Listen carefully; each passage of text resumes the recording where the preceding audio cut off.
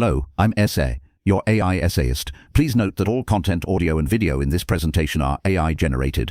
As AI can sometimes produce inaccuracies, I encourage you to verify any factual information presented. With that in mind, let's begin. Jan Hus, a master of realism in a nominalist world. The year is 1400. Charles University in Prague, a beacon of intellectual ferment in Central Europe, pulsed with the energy of scholastic debate. At its heart raged a conflict of profound philosophical significance, a battle between competing schools of thought that would shape Hus's intellectual trajectory and, ultimately, his legacy. This was a clash not of mere academic preferences, but a struggle over the very nature of reality itself, of the enduring contest between philosophical realism and nominalism. Master Jan Hus, a rising star within the university's hallowed halls, found himself squarely positioned within this intellectual maelstrom. He was a keen observer of the prevailing academic landscape, a landscape dominated by the German-led nominalist faction. These thinkers, many hailing from universities beyond the Bohemian lands, held that universal concepts, abstract ideas like justice or goodness, possessed no independent existence. Such universals, they argued, were merely names, labels humans applied to similar individual things. This position,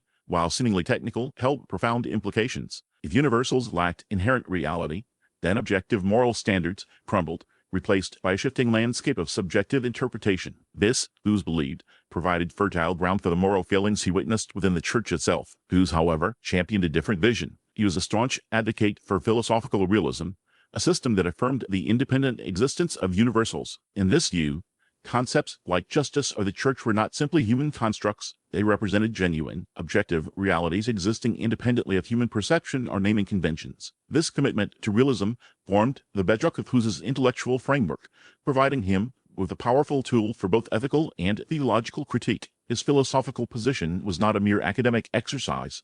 It was a deeply held conviction that informed his understanding of the world and fueled his later actions. Hus's early writings offer invaluable insight into his intellectual formation. His commentaries on the asterisk sentences asterisk of Peter Lombard, a standard text in theological education, reveal a mind actively grappling with essential tenets of nominalism and realism. He meticulously dissected the arguments of nominalist thinkers, engaging their positions directly and systematically refuting the claims that undermined the objective foundations of morality and ecclesiology. These early works demonstrate a mastery of scholastic method and an exceptional grasp of the philosophical issues at stake. They serve as a testament to Hus's intellectual prowess and establish his credentials as a serious philosophical contender long before his theological writings gained wider renown. His arguments were not merely repetitions of existing ideas. They represented a sophisticated engagement with contemporary philosophical thought, adapted and applied to the specific challenges of his time. The intellectual lineage of Hus's realism is clear. The influence of John Wycliffe, the renowned English philosopher and theologian, is undeniable. Hus's intellectual debt to Wycliffe's work is especially apparent in his engagement with Wycliffe's asterisk Summer into asterisk, a treatise exploring the nature of being. Here, Wycliffe's realist metaphysics provided Hus with a comprehensive framework for understanding the relationship between universals and particulars, a framework Hus would adapt and apply to his own theological and ethical concerns. However, Hus was not merely a passive recipient of Wycliffe's ideas.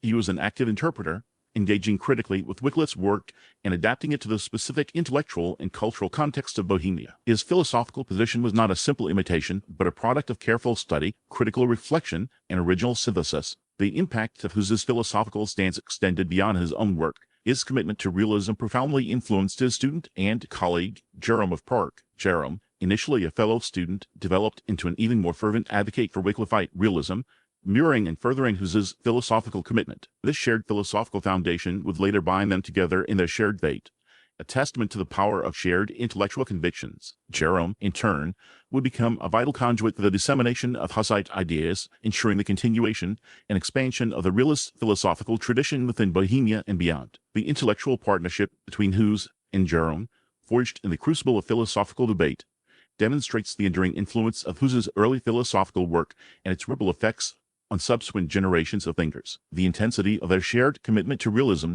is a powerful testament to its enduring intellectual power. This shared commitment would tragically, but undeniably, bind them together in their shared fate. The intellectual ferment ignited by Hus's early philosophical work, a shared commitment to realism that bound him so tightly to his student and colleague, Jerome of Prague, now finds a new expression in the political arena. Their shared dedication to Wycliffite thought, a dedication that would ultimately lead them both to a similar fate, was not merely a philosophical exercise.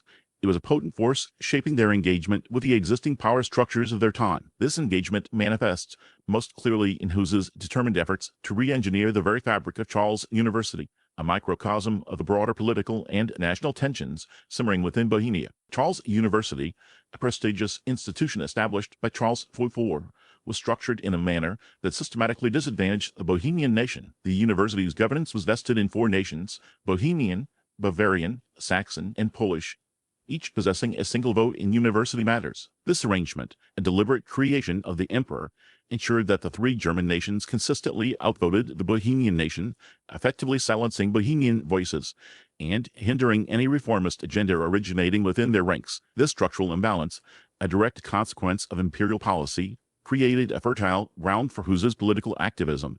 Hus, a brilliant scholar and a rising star within the Bohemian nation, recognized the inherent injustice of this system. He perceived this power imbalance as a significant obstacle to academic progress and national advancement. His response was not passive acceptance, but a calculated and persistent campaign to redress this inequality. He did not merely lament the situation, he actively sought to transform it. His strategy involved a sophisticated blend of intellectual persuasion and political maneuvering, leveraging his growing reputation and influence to achieve his objective. Central to Hus's strategy was his cultivation of alliances within the Bohemian court and his skillful navigation of the complex political landscape. He astutely recognized the potential of King Wenceslaus IV, a ruler often characterized by indecisiveness, as a potential ally in his reformist endeavors. Hus and his supporters, including prominent figures like Stefan Palić and Stanislav of Zedajmo, before their later divergence, meticulously crafted legal and nationalist arguments emphasizing the inherent right of the Bohemian nation to have a greater voice in the governance of its own national university. These arguments,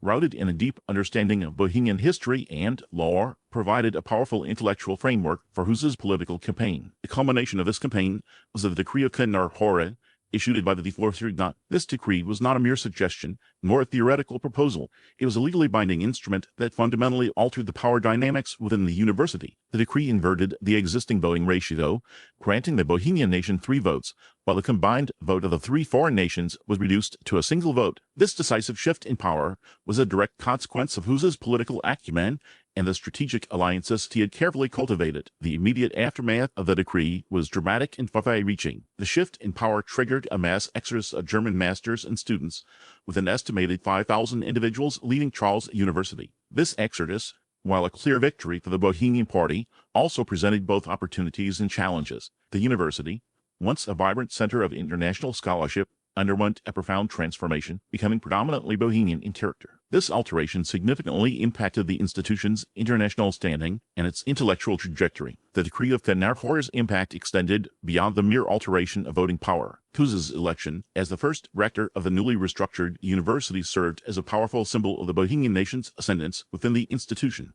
His leadership consolidated the gains achieved through the decree and solidified the position of Bohemian masters within the university's hierarchy. His role as rector provided him with a platform to implement further reforms, ensuring that the decree's transformative impact extended beyond the realm of governance. Hus's influence extended far beyond the immediate restructuring of the university. The reformed university structure directly empowered a new generation of Czech masters who would become central figures in the intellectual ferment that would characterize the subsequent Hussite movement. Jakubek of Estrebro, for instance, emerged as a leading figure, directly benefiting from the opportunities created by Hus's reforms. This demonstrates the long-term consequences of Hus's political actions, showcasing the profound and lasting impact of his efforts to reshape the institutional landscape of Charles University. His actions were not merely about securing power for himself. They were about creating a space for a new generation of Bohemian scholars to flourish. The legacy of his political maneuvering remains a compelling illustration of how intellectual and political engagement can profoundly shape the trajectory of a nation's intellectual life. The transformation of Charles University under Hus's leadership stands as a testament to the power of determined action and strategic vision in the face of entrenched power structures. The intellectual landscape of Bohemia, meticulously cultivated through Hus's determined efforts at Charles University, provided fertile ground for the germination of his most profound theological contribution to Ecclesia.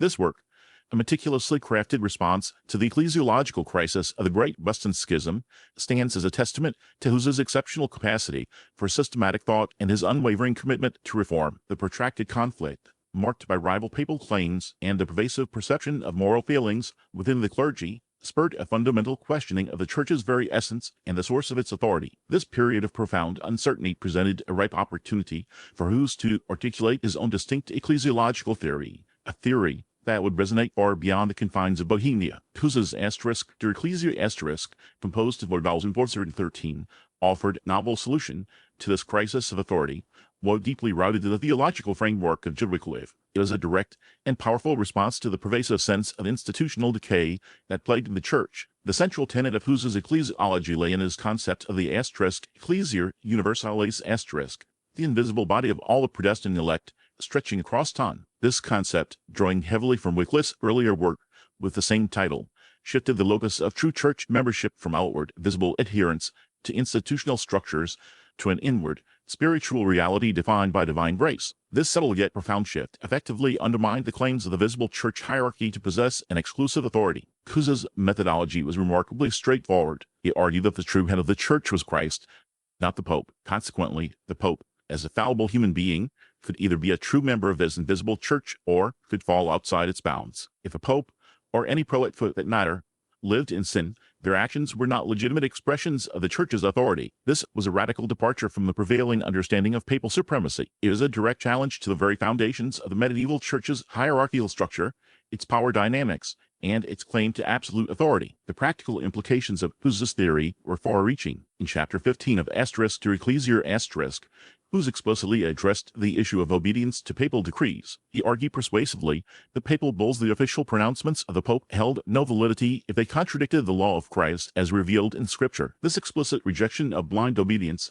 was a profound act of intellectual rebellion. It shifted the ultimate authority from the pronouncements of the papal office to the individual's conscience guided by a faithful interpretation of Scripture. This empowered individual believers to critically assess the pronouncements of the church hierarchy, a power that was both radical and unprecedented. The influence of Wycliffe's asterisk to Ecclesia asterisk on Hus's work is undeniable. Hus, however, did much more than simply reproduce Wycliffe's arguments. He adapted and refined them, tailoring them to the specific context of the Bohemian religious and political climate. Hus's work presents a more concise and readily accessible version of Wycliffe's complex theological arguments, making them more readily understandable to a wider audience. This accessibility played a crucial role in the dissemination of his ideas and their enduring impact. The work is a clear demonstration of Hus's ability to synthesize complex theological concepts and present them in a compelling and accessible manner. The impact of Hus's asterisk to Ecclesia asterisk extended far beyond his own lifetime. Its influence on subsequent religious reformers,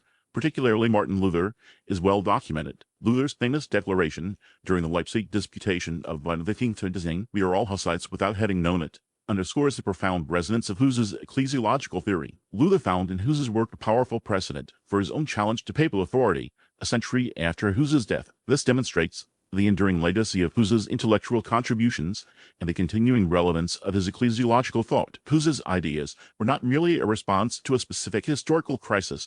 They provided a framework for future generations to challenge the authority of established religious institutions. The reception of Hus's asterisk to Ecclesia asterisk was complex and multifaceted. While it resonated deeply with those who sought reform within the Church, it was met with fierce opposition from the established hierarchy. The very notion of challenging papal authority was seen as a direct threat to the Church's power and structure. However, the work's lasting influence and its adoption by later reformers attest to the enduring power of its core arguments. The criticisms it faced, rather than undermining its significance, served to highlight its radical challenge to established norms, further solidifying its position as a landmark text in the history of ecclesiology. The work's impact is a testament to the power of carefully reasoned argument to challenge deeply entrenched power structures and to inspire enduring reform. Hus's articulation of a new theory of the Church, therefore, remains a profoundly significant contribution to the ongoing dialogue surrounding the nature of religious authority and the relationship between faith and institution. The legacy of the asterisk to Ecclesia asterisk continues to inform discussions on church governance and the role of individual conscience in religious belief. Continuing our exploration of Jan Hus's multifaceted intellectual contributions, we now turn to a less discussed yet equally significant aspect of his legacy: his profound impact on the technology of language, specifically the Czech written language. His influence extends beyond theological debates. He was a pivotal figure in the development of a standardized and efficient Czech orthography, a technological achievement that profoundly shaped the cultural and intellectual landscape of Bohemia and beyond. This contribution, largely embodied in the anonymous treatise *Orthographia Bohemica*, widely attributed to Hus, represents a remarkable feat of linguistic engineering, a testament to his meticulous attention to detail and his commitment to clarity and precision. The Czech language, at the time, suffered from a significant impediment to its widespread use and inconsistent and inefficient writing system. The existing orthography relied heavily on digras and trigras, combinations of 2 or 3 letters representing sounds absent from the standard Latin alphabet. This system created ambiguity, making reading and writing arduous,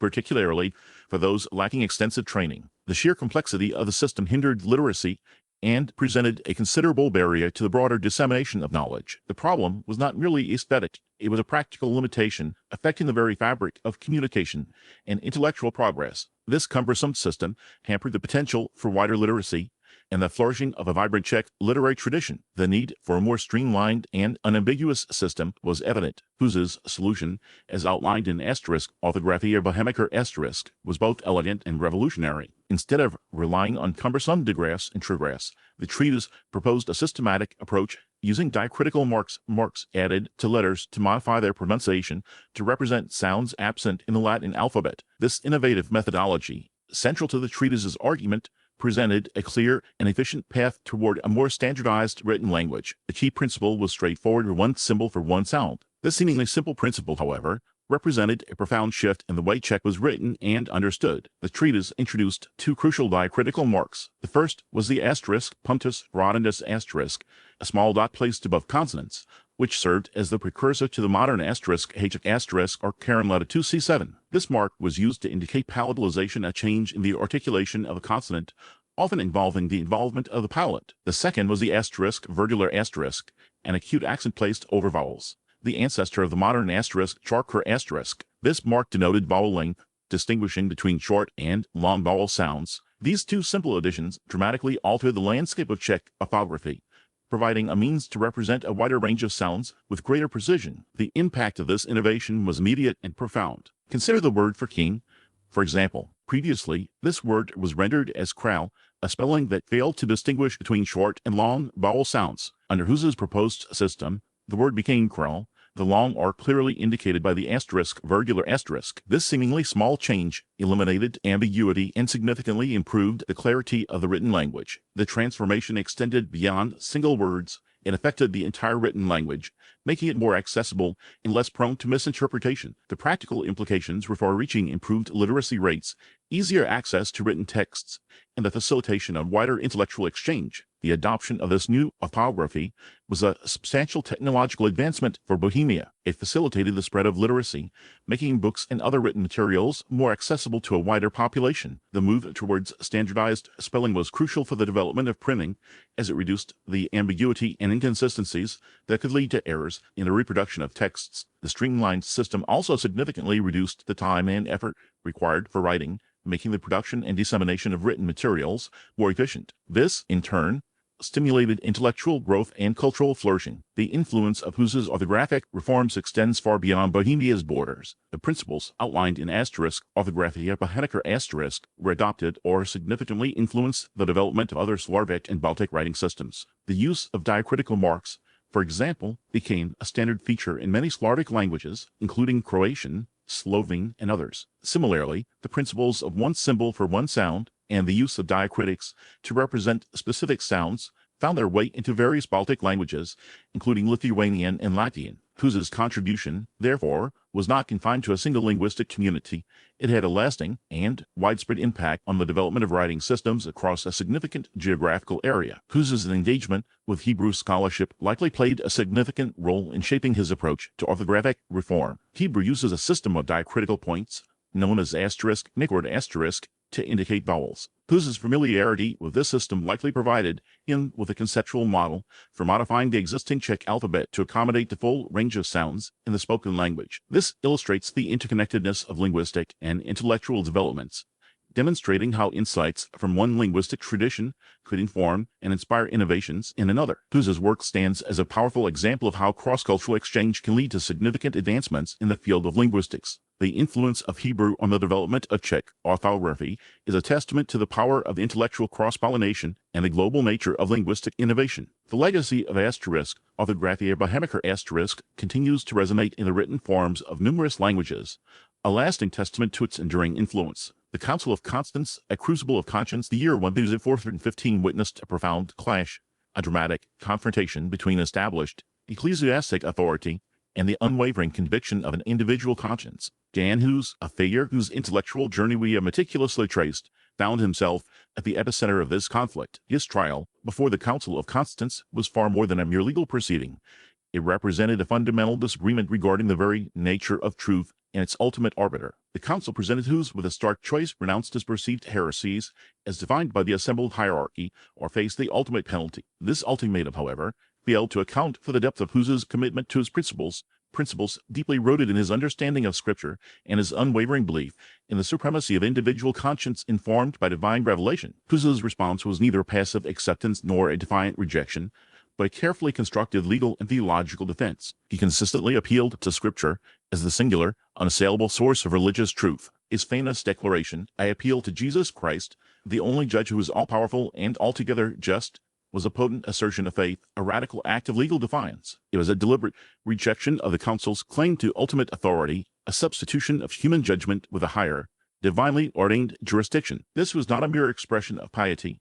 It was a profound assertion of epistemological independence, a declaration of intellectual and spiritual autonomy. The trial records themselves offer compelling evidence of this fundamental disagreement. Hus repeatedly demanded that his accusers demonstrate the errors in his teachings directly from the Holy Scriptures. This demand, seemingly straightforward, proved profoundly disruptive to the proceedings. For his accusers, the council's authority itself constituted the ultimate proof. Their understanding of truth was hierarchical, flowing from the pronouncements of the Church. Hus's insistence on a scriptural basis, however, exposed a fundamental epistemological divide. He sought a demonstration of error based on objective, divinely revealed texts, a standard that the Council, with its emphasis on tradition and institutional authority, was incapable of meeting. This irreconcilable difference in their approaches to truth highlights a critical aspect of Hus's intellectual project: his commitment to sola scriptura. The principle of Scripture alone as the ultimate authority in matters of faith was not a mere theological position.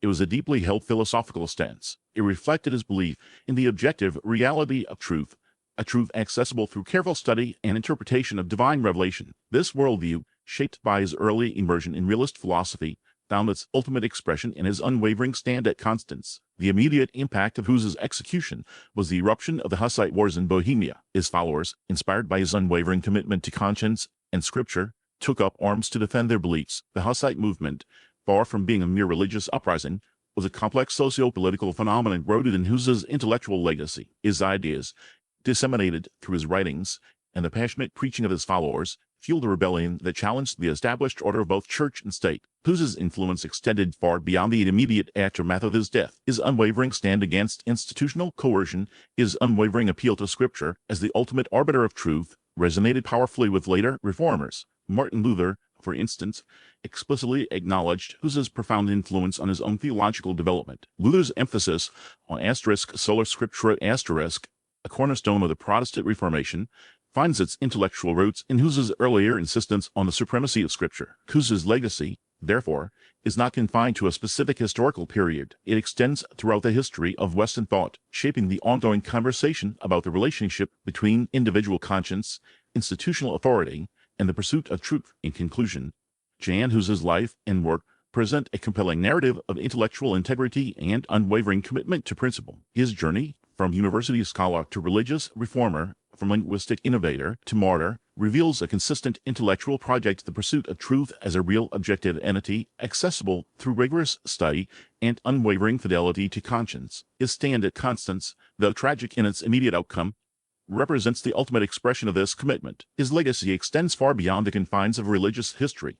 He stands as a pivotal figure in the development of Western thought, a testament to the enduring power of intellectual and moral courage in the face of immense pressure. Hus's death was not an end, but a catalyst, a powerful symbol of the enduring struggle for intellectual and spiritual freedom, a struggle that continues to resonate in our own time. We really appreciate you tuning into this AI-powered presentation. Our goal is to push the boundaries of AI in content creation, and your input is invaluable. If there's a particular subject you'd like to see us tackle next, or if you have suggestions on how we could fine-tune our AI's creative prompts, please don't hesitate to leave your ideas in the comments section. We're excited to bring you more unique content very soon.